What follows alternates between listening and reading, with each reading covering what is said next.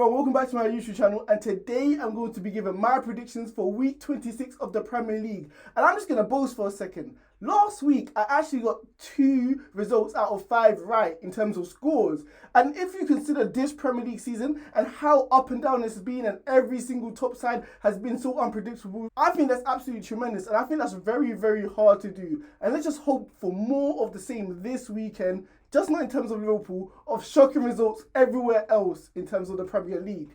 But before going to this video, you know I'm going to say I'm literally like 20 subscribers away from reaching 500 subscribers. So you know I'm going to say like, comment, hit that big subscribe button right there, and make sure you guys in the comment section give me your predictions on who you think will win this weekend in terms of the Premier League. So the first game I'm going to be talking about is Chelsea versus Man United.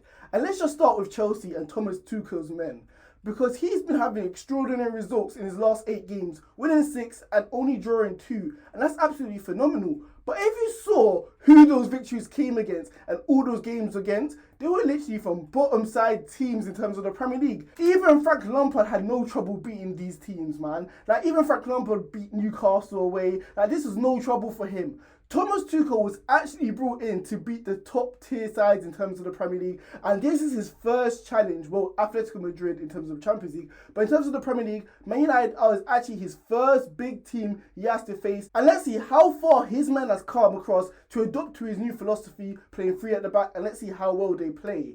But in terms of the game, I'm not going to lie, I just don't see Man United losing this game. Like, Chelsea are literally Mason Mount centric. Like, he's the only player who produces consistent performances week in, week out. Werner only scored 1 goal since the month of December. That's absolutely disgraceful considering how much Chelsea have paid for him. Even Ziyech, I know he's had injuries, but even when he came back against Southampton, he had no impact on the game. Hudson-Odoi was performing well at the beginning of Tuchel's reign. Then Tuchel literally just subbed him off as a substitute midway through the game. So that literally destroyed his confidence. So out of all of Chelsea's attackers, who do you really bank on to have a consistent game except for Mason Mount? So in terms of the lineup, I think Tuchel is actually going to struggle in terms of who's his actually best front 3 men. But with Man United, they are literally written what they say on the tin. Although Pogba are going to be out, which are huge misses for the game, we know how they're going to set up, because Chelsea are going to have so much on the ball. It's going to let Man United play on the counter-attack, which that's literally what they're best at doing, playing on the break. Scott, McTominay and Fred are going to sit back, while the likes of Martial, Rashford, Greenwood are going to counter-attack with pace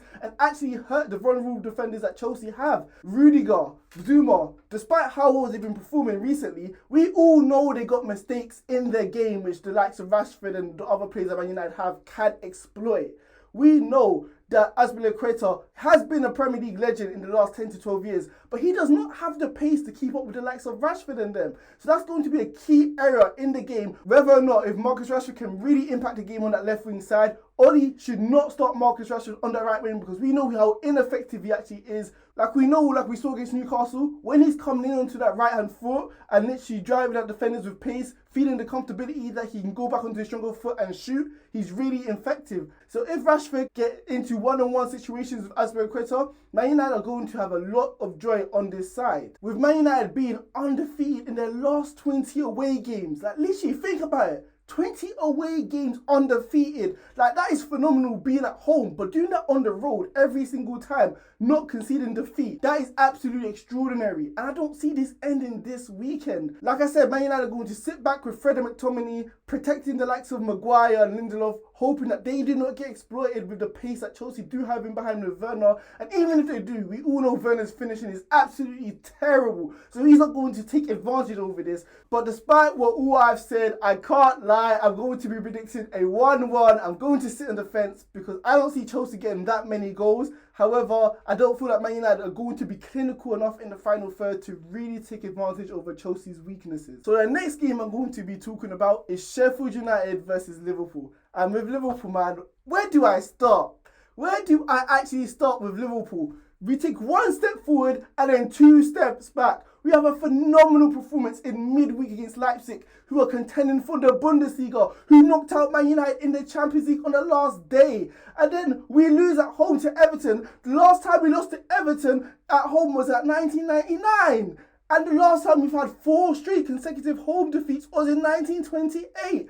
All things are looking good at Liverpool, and then you turn the corner, and the next thing is going back to normal, where we're literally inconsistent. And I can't lie, guys, I have to say, I am absolutely worried about Kabak. I don't know if he's a Premier League defender, let alone a Liverpool defender, man. He's absolutely atrocious. And I saw from the first minute, Everton pinpointed Kabak as the weakness in behind, looking for those long balls every single time for Richarlison, knowing that Kabak has no pace to deal with him. And this was a blueprint for Leicester. Vardy took advantage over it. So if I was Sheffield United and if I was Chris Wilder, I would actually play Brewster or even McGoldrick, who actually has pace in behind to hurt the likes of Kabak. And I don't want to make excuses, but what? Another injury we have with our captain, Jordan Henderson, who was playing at centre-back, who looked like our best centre-back for the last 2 to 3 games, man. It's absolutely unfortunate how Liverpool always get injuries at the most decisive moments in our season. It's absolutely atrocious. But let me not make excuses. The players were absolutely poor on Saturday.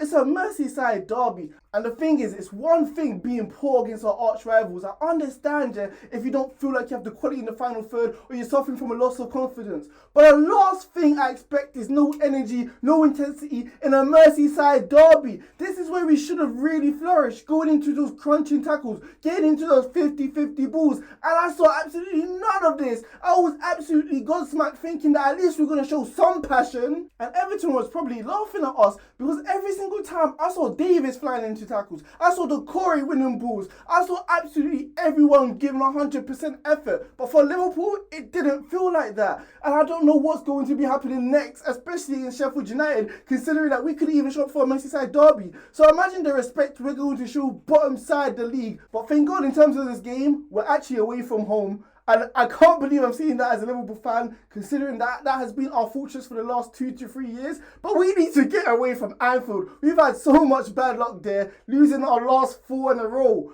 So hopefully a change of venue, hopefully we're going to be able to beat bottom side Sheffield United. So in terms of this game, I'm going to be predicting a 2-1 victory because Sheffield United are buried in the ground, 12 points away from safety. So let's talk about better games this weekend. So let's talk about Man City versus West Ham. And ironically, these two are the best informed sides in the Premier League for the last 5 to 10 games or so. Man City already got one hand on the Premier League trophy, beating Arsenal comfortably 1-0.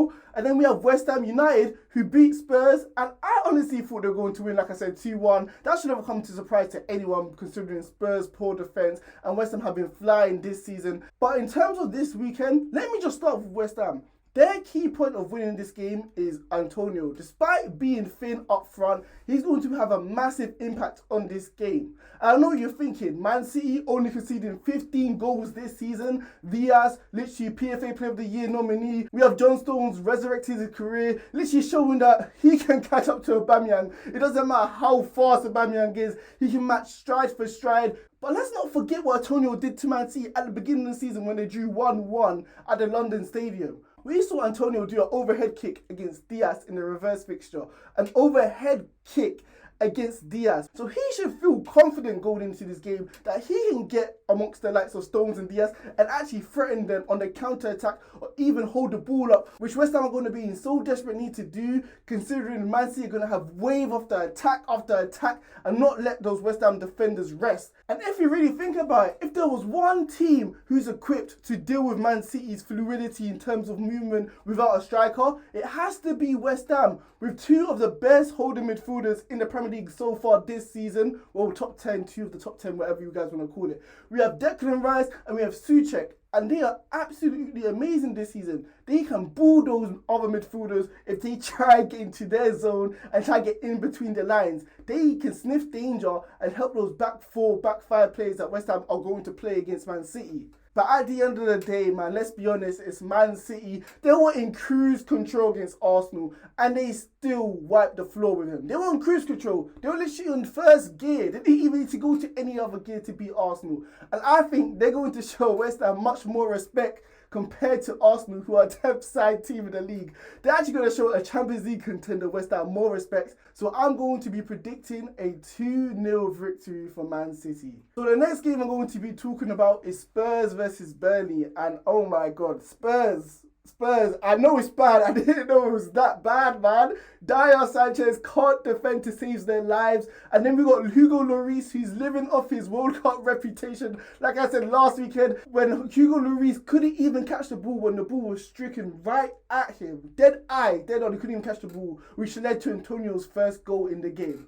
So, I don't know, man. When, like I said last weekend, Mourinho's a defensive-minded manager, and if he's still conceding goals after goals, refusing to attack, there must be something wrong with the defence. And Spurs fans, this is the price you have to pay. Because all you doubters were saying Mourinho's style of football was boring, it was dull, it was terrible to watch. So what does Mourinho do? He opens the floodgates. He removes Ndombele from Cam, puts him CDM, puts on Lucas Moura, you've been screaming for. You put some Lamela in the Cam role. You still have Son and Kane. You want it to be end-to-end football. And he shows you what happens when it's end-to-end football, because your defence is absolutely pathetic. So that's why, point proven, why Mourinho sits back and defends. Let me just say, one sliver of hope for Spurs fans is Gareth Bale. But he had a real impact on that game against West Ham. Getting an assist, rocketing it off the crossbar. He was actually playing very well considering how he's been sitting on the bench, considering that he's been injured this season, considering that it doesn't even look like he cares about football since he's getting his 500k a week from Real Madrid and Spurs combined, man. So, like, that's a good sign. So finally, maybe Spurs fans should be happy the fact that maybe this season they're going to be able to see Son, Kane and Bale all start together against Burnley. And oh my God, that is firepower, because Spurs did actually have a lot of chances which they should have executed and scored on the game against West Ham, because they had like 20-something shots and only had 5 shots on target. Come on, man. But this game against Burnley, I think they're going to have nearly the same amount of shots, and I think they're going to be able to win this game because it's Burnley. And because of this, I'm going to be predicting a 2-1 victory for Spurs. So the last game I'm going to be predicting is Leicester versus Arsenal. And let me just start with Jamie Vardy, man. Oh my God, Jamie Vardy is back. He's back from injury.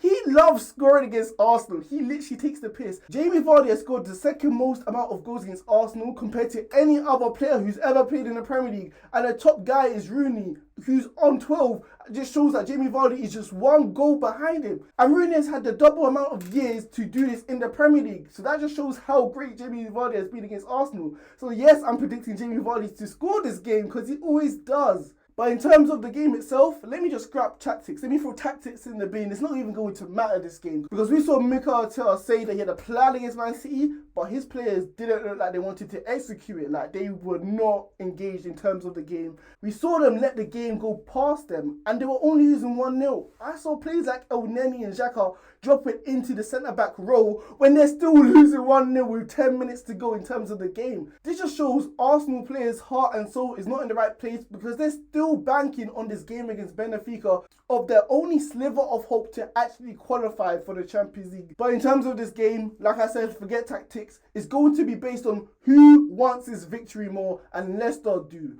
Because Brendan Rodgers is going to be installing it in the Leicester players' psyche about what happened last season, about what happened, how they choked away a 12-point lead in terms of qualifying for the Champions League to finish in 5th. They can't let their foot get off the gas pedal, because if they do, they may be finishing outside the top 4 like they did last season. So Leicester got so much more to play for this season. So because of this, I'm going to be predicting a 2-1 victory for Leicester.